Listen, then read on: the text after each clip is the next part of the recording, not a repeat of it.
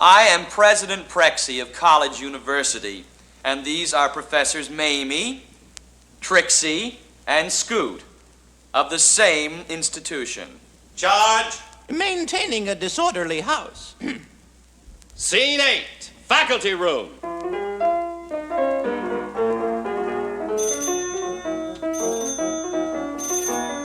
Yes? Mister, well, good heavens, man, show him in. Mister. President Prexy, Lovely morning. it's raining. Oh, is it raining? I had no idea. Well, of all things. My wife's waiting for me. I'll come to the point at once. I need a speaker, one of your professors, someone who can put up a good front. We have lots of professors this year who make lovely appearances. Just what kind of a man did you have? Rally next Saturday night. We're extending your military training course. 2 years compulsory training now. Didn't they tell you? No, they didn't. Well, of all things. Yes, we're building up quite a nice little regiment. You never know when you need them. There was a Dallas strike in 1933, and the National Guard isn't any cheaper, and I can handle the college boys myself. Uh-huh. The country's going to the dogs, what with the unions. Uh-huh. And sit-down strikes. Now, I want a professor from the university to come and talk to the students. Stir them up. Someone who can talk. Let me see who would be the kind of man most suited to your purpose. Send in Mamie, Scoot, and Trixie. Mamie's a new one, just up from the Argentine. He may be the very article. Boys, this is Mister, our distinguished citizen and trustee. He, psst, psst, psst, psst. Take two, ta-da-da-da! Take two, ta-da-da-da! President Prexy, Oh, not now, Scoot. Mamie, you first. Applied Science, Laboratory 45. Military training. Young gentlemen of the university, I give you the triple flank maneuver. President Prexy, I still feel... Scoot, later. That maneuver is a sort of symbol, a connection, if you will, a connection, so to speak, with the times. The times and the tides and the tides and the times, as it were. Cloistered life, sanctum of learning, home of the higher good, haven of the humanities of the, what shall I say, the humanities in short. The 9-year swerve! Oh, Scoot, hush. The university has a much broader base than many people might give it credit for having. A much broader base. So may I, in conclusion, once again, as a sort of peroration, without wishing to appear drastic, mind you, may I give you, but also with no apologies whatsoever, the triple flank maneuver. Oh, thank you. We'll let you know.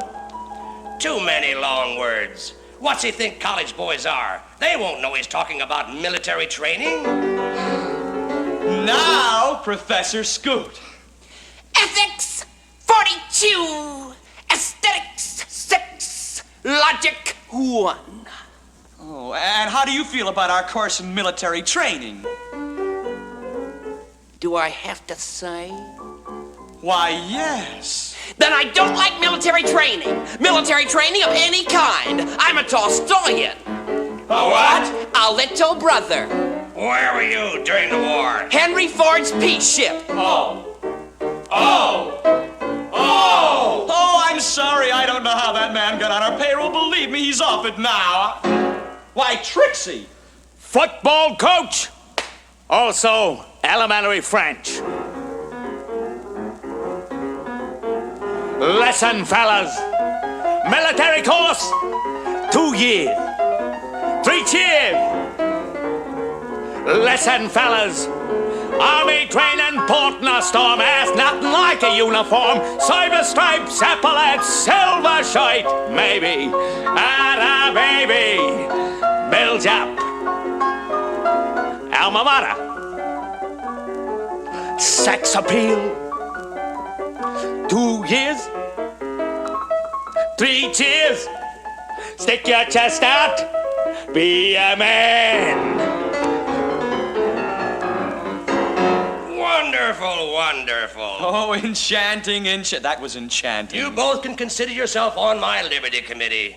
Oh, yes, I guess we can use Mamie, too. Those long words may come in handy there. But not that peace ship. Oh! Now, you tell all the kids We're going to bring them the best military equipment. Riot guns, cartridges, tear gas, hand grenades, everything. And they're going to find that 3 or even 4 years of such training is not going to hurt. It's not going to hurt. It's not going to hurt, is it, Doctor? It's not going to hurt.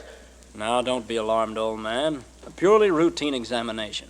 Just breathe naturally. It hurts sometimes when I breathe, Doc, you know. Where? Here? No, not now, Doc, but it does hurt. Just breathe naturally. Mm-hmm. Mostly nerves. There are some new injections, rather rare in this country. We'll start them tomorrow.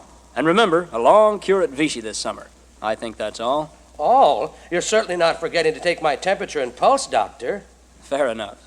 Incidentally, old man, I want to thank you for having made me chairman of the Liberty Committee. It means a great deal to me, as you probably knew. Among other things, I believe that's all I needed to get a research appointment I've been after for months. Perfectly normal. Normal? Completely. Pulse a bit jumpy. Just nerves, that's all. Ella Hammer to see you, Doctor. Ella Hammer? That's the sister of the machinist who got hurt, isn't it? What's she doing here? No idea. I treated him at the clinic. I think I know what she wants. The man was drunk at the time, wasn't he? Drunk? Why, no. No? That's very interesting. I was sure I heard he slipped because he'd been drinking. Well, is it causing you any trouble? Oh, in a sort of a way. He's been trying to put over this new union stuff on the employees, the kind that is never satisfied. His sister's beefing all over the place how he got pushed into that label. You know, I had a hard time deciding whether a doctor was the right type to head a Liberty Committee. I decided, well, for a number of reasons. I assumed naturally after you examined him, didn't you say he was drunk? I? Yes, you. As a matter of fact, I phoned the newspapers only this morning to send someone over to get the story from you. I'm wondering how easily you could explain your sudden resignation as chairman of the Liberty Committee to your extensive practice. That is, if a change was found advisable. Good God! I'm a sick man, Doctor! Doesn't anyone realize how sick I am? I have nightmares. I'm in the middle of an earthquake. Call it nerves. Call it what you like. I don't understand these times. Unions, unions! We've raised their wages and now they want a union. Things are slipping from my grasp. What's it coming to? My own doctor helps to make me sick. There you see. Hello, Doctor. I guess you can handle her. Hey? Doctor, you examine Joe. Doctor, you're the one to know. If he ever touched a drop of liquor, he couldn't hold it. You know his stomach.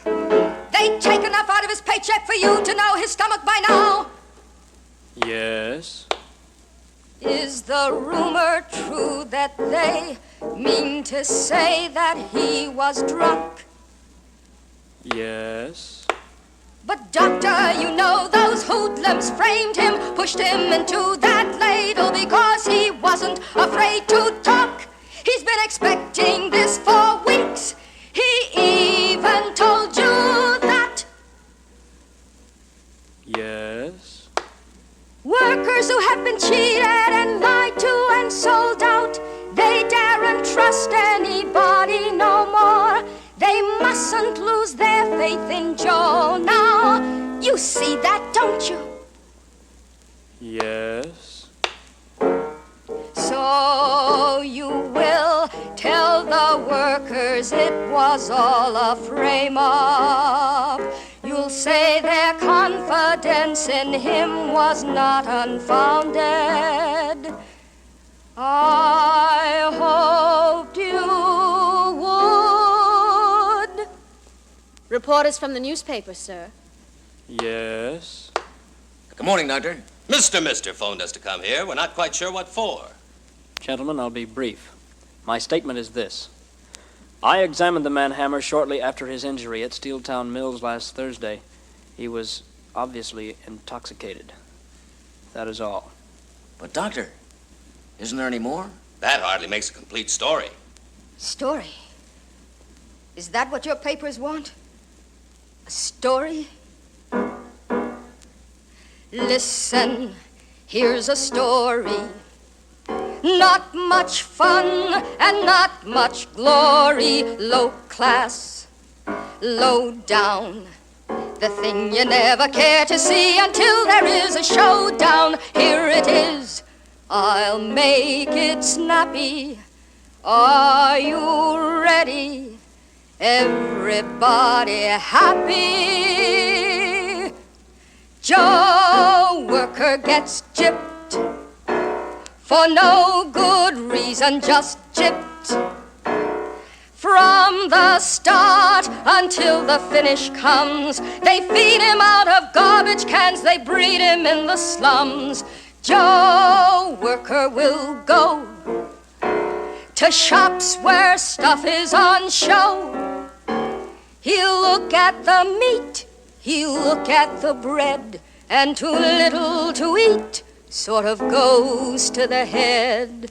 One big question inside me cries, how many fakers, peace undertakers, paid strike breakers, how many toiling, ailing, dying, piled up bodies, brother, does it take to make you wise? Joe Worker just drops right at his work and he drops. Weary, weary, tired to the core. And then if he drops out of sight, there's always plenty more. Joe Worker must know that somebody's got him in tow. But what is the good for just one to be clear? Oh, it takes a lot of Joes to make a sound you can hear. One big question inside me cries, how many frame-ups, how many shakedowns, lockouts, sellouts, how many times machine guns tell the same old story? Brother, does it take to make you wise? And so the great doctor specialist drew a research appointment and kept his job on the Liberty Committee. Gee, and I thought they were all so high class. Sister, you should be ashamed of yourself. An amateur like you in the company of all these professionals? They could teach you something. For instance, you'll probably go to jail. You think they will? Not on your committee button, they won't. Will Mr. never get here? It seems we've been here for hours. I insist that man be stopped. Hasn't he already caused enough trouble? What is this, Russia? We don't have to listen to talk like that. No, you don't have to listen. You're all independent, you are. There ain't no Mr. There's just a boogeyman. You preach what he tells you to preach. You print what he tells you to print, or else you sell out everything you got. Your store, your son, yourself. Stevie. Mr. comes around, and you kiss the ground where he walks. Mrs. Mister lifts a finger, and you lift your little behind to be smacked. This ain't Russia, no. It's Steeltown, USA. What do you want us to do? Join unions? A university president's union? A council artist union? Don't make us laugh. I got some sort of an invitation to join a pharmacist union. I wonder if they know there's a pool room where my drugstore was. Didn't anybody ever tell you boys you belong to a union already? It's the closest shop ever heard of, and it's been running things for quite a while. Only you're being rooked. You're in one of them racketeer unions where you run all the errands and get maybe $1 cigar for Christmas. You ain't made one real demand yet. You've only said yes, Mr. up to now. Well, you're caught there, boys. You're stuck like a sandwich between the top crowd pressing down and the bottom crowd coming up. What do you want to be? Hamburgers? I ask you. It's Mr.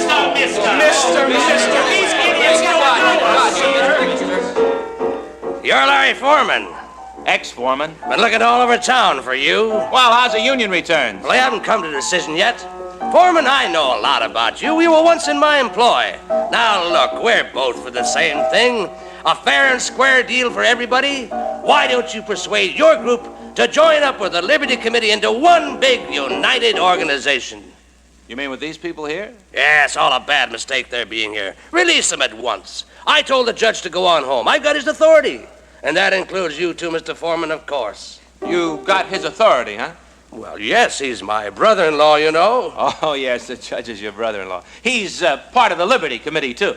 and some of the finest people in town. Doctor Specialist over there, editor daily, you know him, and they're all very democratic. Come now, what do you say? Let me understand you. You'd like my services in swinging your way all the people I've signed up. All the people who agree with the union. You want me to change their minds. Is that it? That's it. That's it. Well, that's a little strongly put. No. Don't. Oh, Mister, you can be perfectly frank with me. Oh, when all this trouble's over, I'll see to it personally there's a wave of increased production, improved methods, closer competition this country's ever seen before. Do they know I'm building them a swimming pool, a library, a private park for their kids? From where I sit, it looks like they only want a union. Oh, I don't want to talk about your own future. There's nothing you couldn't be. Now, I haven't got time to argue. Well, I might? That's a pretty tall order, you know. well, I don't expect you to do it just like that. Ought to be worth quite a lot to you, huh? I thought so. But you needn't worry about that part. I'll see to it you get what it's worth. Now, let's talk it over. Outside. Wait, I'm kind of funny that way. I'd like to know now about how much it might be worth. You're pretty hard cover with sour. And it's starts your I can't. Mister. Make you an offer. Take it. Make you an offer. Mister. You don't say. Worth that much to you, huh? Well, you take all that money and go buy yourself a big piece of toast. You want to relax, and to me and my Aunt Jessie, you're a poached egg. What? Whoa! Go on, get out of here, and take this little girl with you. Out there, she don't cost you nothing. In jail, you're liable to have to feed her. Why, you goddamn skunk, I'll break you. I'll run you out of town. And get us front page publicity, would you please? Kill him! Lynch him! Yeah, lynch, kill. Listen, once and for all, you scared bunch of ninnies. Outside in the square, they're starting something that's going to tear the catgut out of your stinking rackets. That's steel marching out in front. But one day, there's going to be wheat and sidewalks, cows and music, shops, houses, poems, bridges, drugstores. The people of this town are finding out what it's all about. They're growing up. And when everybody gets together like steel gets together here tonight, where are you then? Listen, you Black Legions, you Ku Kluxers, you vigilantes, hiding up there in the cradle of the Liberty Committee. When the storm breaks, the cradle will fall.